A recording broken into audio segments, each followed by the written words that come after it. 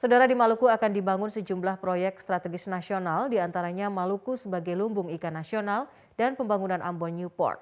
Untuk menghindari penyelewengan dalam pembangunan proyek nasional tersebut, pencegahan akan diintensifkan.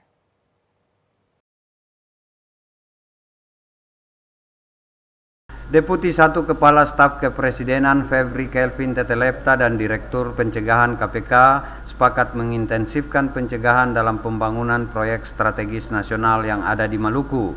Di antara proyek strategis nasional yang menjadi perhatian adalah pembangunan Maluku sebagai lumbung ikan nasional dan pembangunan Ambon Newport.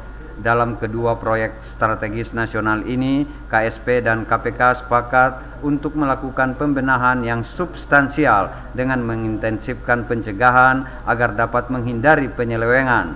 Hal ini dimaksudkan agar pembangunan proyek strategis nasional yang ada tidak sampai merugikan masyarakat Maluku. Febri Kelvin Tetelepta mengingatkan berbagai aspek yang harus diawasi dalam pembangunan proyek strategis nasional seperti penataan administrasi, kinerja pemerintah baik di tingkat pusat maupun daerah yang menangani pembebasan lahan, konstruksi hingga implikasi pendanaan. Dalam pembicaraan kita yang sangat serius tadi, kita melihat bahwa ada aspek-aspek penataan administrasi, ada aspek kinerja pemerintah, baik pemerintah pusat maupun pemerintah daerah, sampai dengan implikasi pendanaan, itu menjadi hal yang sangat serius.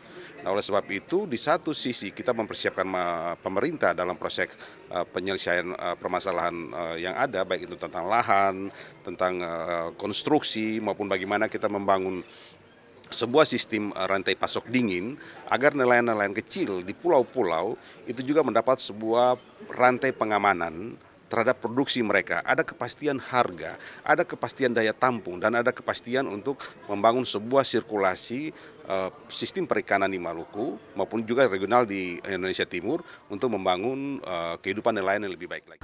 Deputi 1 KSP mengharapkan dengan adanya proses pencegahan yang nantinya dilakukan KPK dari hulu akan melahirkan pemerintahan yang bersih, akuntabel dalam proses pembangunan proyek strategis nasional. Boy Nahrum Hamjatomia melaporkan.